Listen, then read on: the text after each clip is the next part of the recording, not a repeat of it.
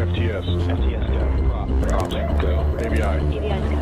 10, 9, 8, 7, 6, 5, 4, 3, 2, 1.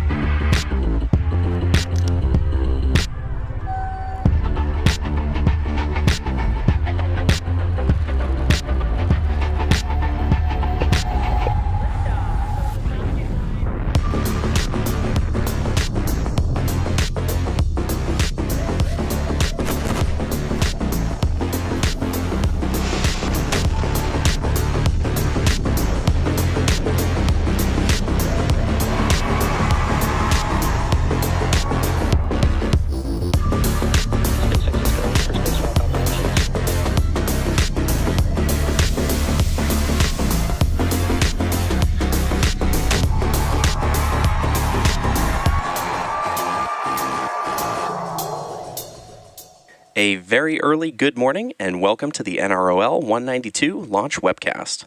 The Falcon 9 rocket on your screen is currently awaiting liftoff from Space Launch Complex 4 East, or SLC 4E, at Vandenberg Space Force Base in California, just about 8 minutes from now.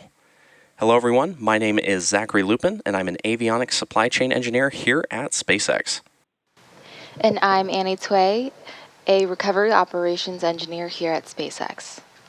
Today's mission carries a national security payload design built and operated by the National Reconnaissance Office, or NRO.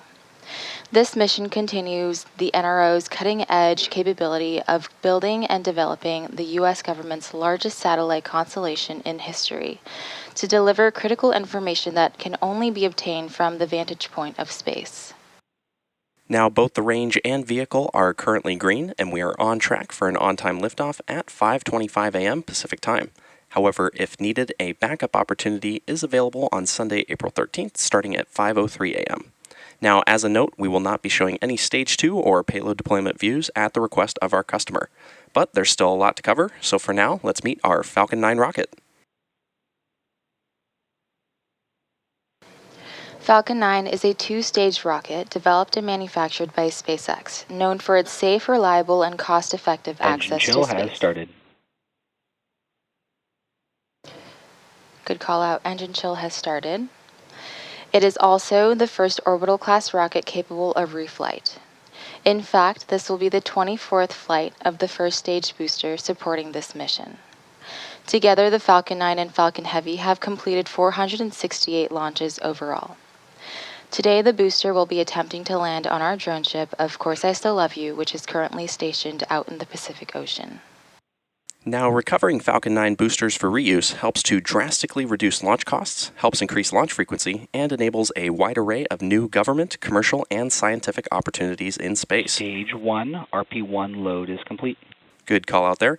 Lowering the cost of access to space is helping take humanity's next steps into the solar system, whether that be LEO, GEO, interplanetary, or even deep space. When the costs are lower, government and commercial customers can launch more missions, which helps accelerate development. This also helps commercial satellite and private research customers afford to launch more projects to space, which helps stimulate innovation here on Earth. Missions like SpaceX's transporter and bandwagon rideshare programs help make access to space even more affordable by sharing the cost of a single launch across many customers. Reusability is the key innovation that is making space more accessible for the industry as a whole. Now back to the mission for today. Both the weather and the vehicle continue to look good for today's launch, just about 5.5 minutes from now. Now, coming up shortly, the Transporter Erector, or TE, will retract away from the Falcon 9 rocket. The TE is the large truss structure you see there next to the vehicle. First, we'll see the clamp arms open around the Falcon 9 second stage, and then the strongback will recline away from the Falcon 9 rocket. Falcon 9 tanks are pressing for strongback retract. Good call out there.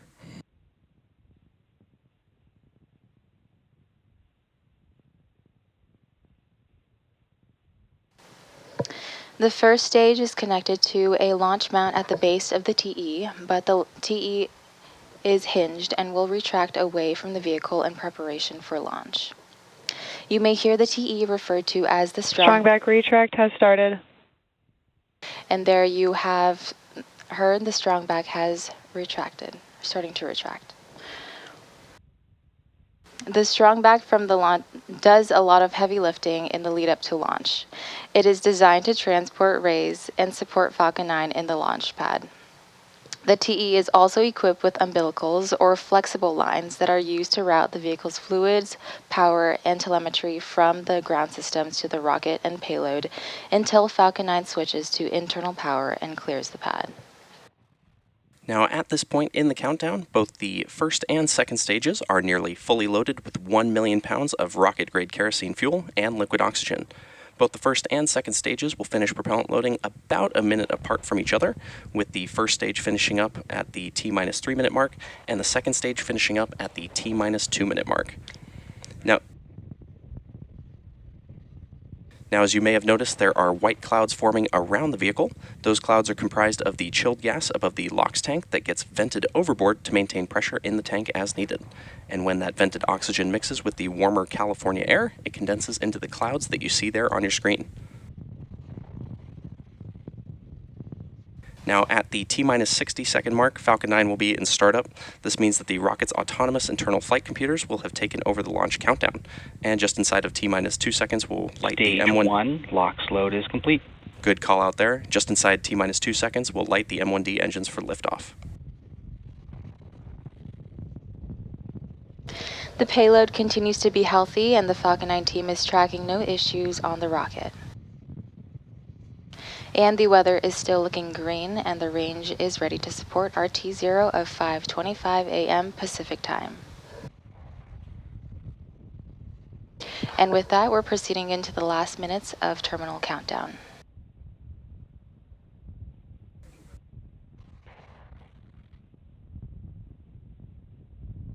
Now, the next major milestone coming up will be second stage LOX loading completion on our Falcon 9 rocket. And once we hear that call out, Falcon 9 will be fully loaded with 1 million pounds of fuel and oxidizer. We should be hearing that call out shortly on the nets.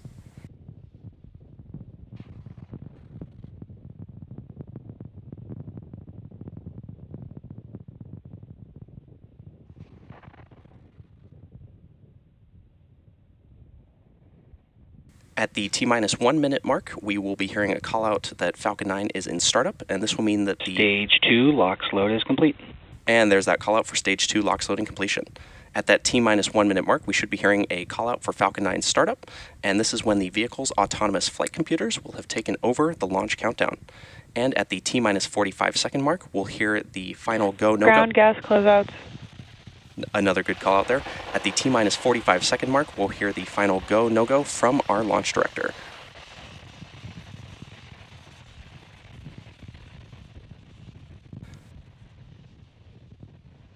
In just about 10 seconds from now, we should be hearing that call out that Falcon 9 will be in startup.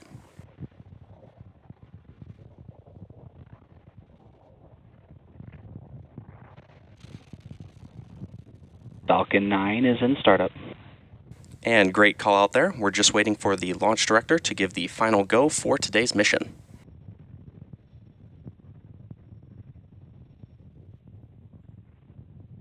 LD is go for launch. At T-minus 40 seconds, all systems are go for the launch of our Falcon 9. So let's sit back and listen in to the final countdown.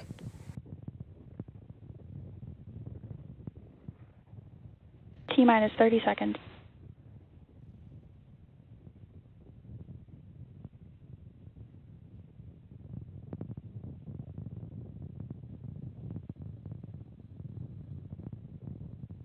T-minus 15 seconds.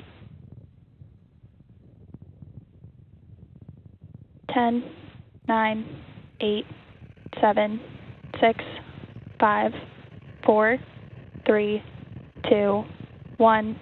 Ignition. Liftoff of the Falcon 9. Go SpaceX, go NROL-192.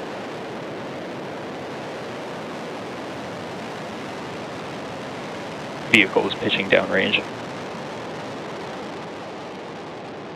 M1D propulsion is nominal.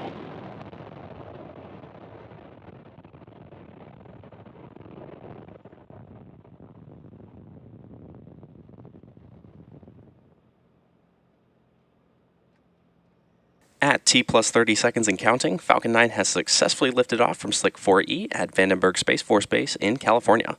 Now, in case you're just joining us, this is the NROL-192 mission for the National Reconnaissance Office, and we just had an on-time liftoff today at 5:25 a.m. Pacific Time. Avionics, power and telemetry nominal.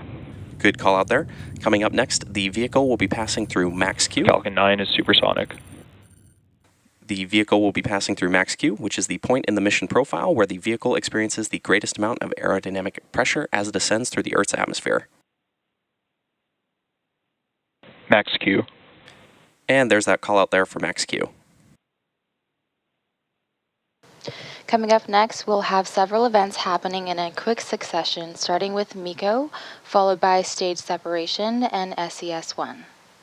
Main engine cutoff, or MECO, is where all 9 M1D engines shut down to slow the vehicle down in preparation for stage separation, which is where the first stage separates from the second stage. Following this, the MVAC engine on the second stage will light, which is called out as second stage start 1, or SES-1. Now this engine burn lasting... Stage 2 engine chill. Good call out there. This engine burn, which will last several minutes, will propel the second stage and the payload to orbit. And in addition to these major events, the fairing halves will separate about 30 seconds after SES-1. So keep an eye out for all of these events coming up in about 20 seconds from now. And as a reminder, we will not have any views of the Falcon 9 second stage or the payload at the request of our customer.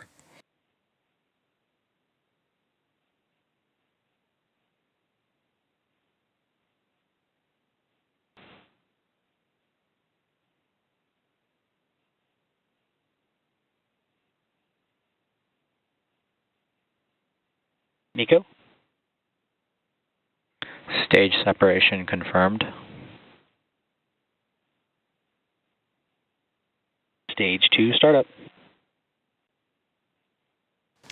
And a good series of back-to-back callouts there, which began with MECO, stage separation, and SES-1. Coming up shortly, we should hear a callout for fairing separation, but as a reminder, we will not be showing it on screen. Both payload and fairing have supporting... Fairing separation confirmed. Good call out. Both payload and fairing half supporting today's missions are also flight proven, with one half flying for its 12th time and the other flying for its second time. And we'll be attempting to retrieve these fairing halves again today once they fall back to Earth with our recovery vessel, Go Beyond. We're currently at T plus 3 minutes and 20 seconds into today's mission. Now the next major milestone coming up in about 2.5 minutes from now will be the entry burn of the Falcon 9 booster as it continues on its journey towards our drone ship, Of Course I Still Love You, which is currently stationed in the Pacific Ocean. Now to start the entry burn, we will relight 3 of the M1D engines on the booster, which is similar to pumping the brakes to slow down the vehicle as it passes back into the Earth's atmosphere. We need to slow down the vehicle to reduce re-entry forces, which then helps us recover and reuse the first stage.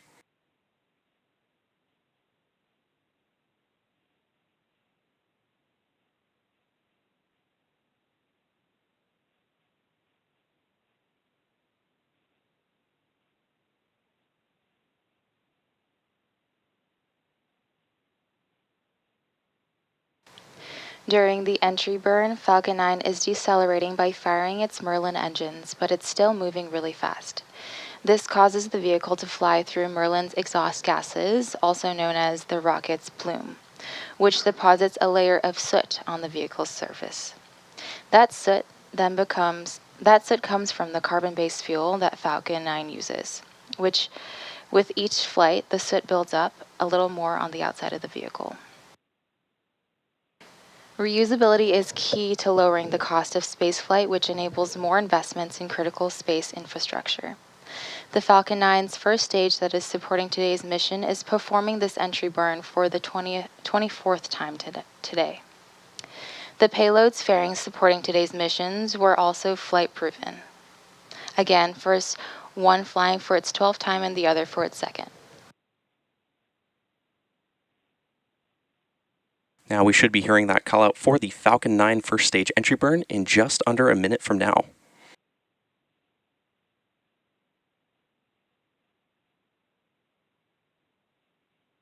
And as a reminder, keep an eye out for the telemetry of the vehicle at the bottom left-hand corner of your screen, showing both the speed and altitude of the rocket.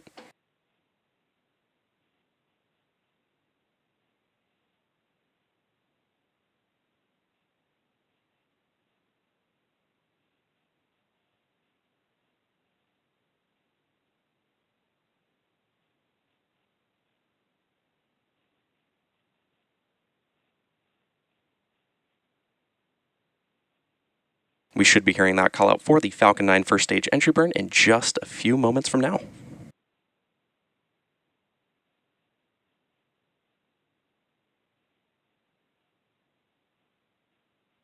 Stage 1 entry burn startup. And great call out there for entry burn startup. This burn is set to last about 20 seconds and again is slowing down the vehicle in preparation for its final burn and landing.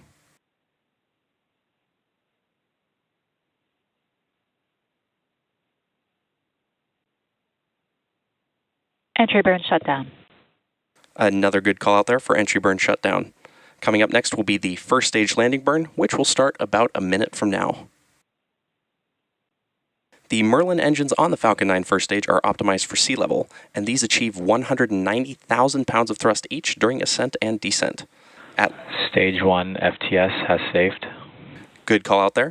At liftoff, Falcon 9's first stage has thrust greater than 5 747 airplanes at full power. Now, the 10th engine on our rocket stack, the MVAC engine, located on the second stage, possesses a much wider nozzle and is optimized to 220,500 pounds of thrust in vacuum.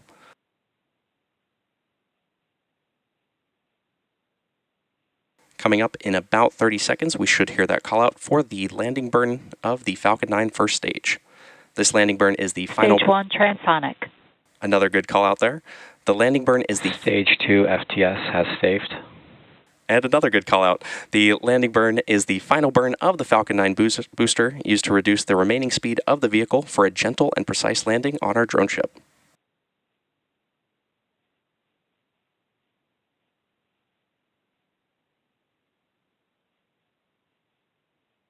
Stage 2 is in terminal guidance.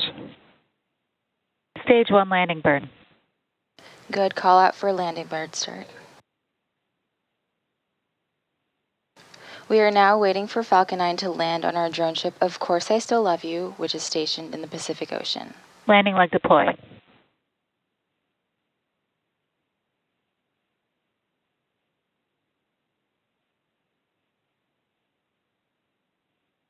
Stage 1 landing confirmed.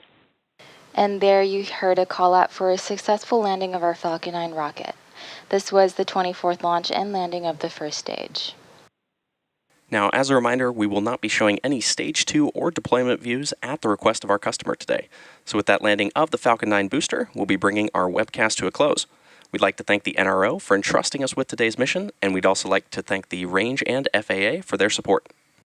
If you're interested in more launch coverage, be sure to check out spacex.com/launches and follow at SpaceX. And follow SpaceX on X for more up-to-date information. Thanks for tuning in, and we'll see you again soon.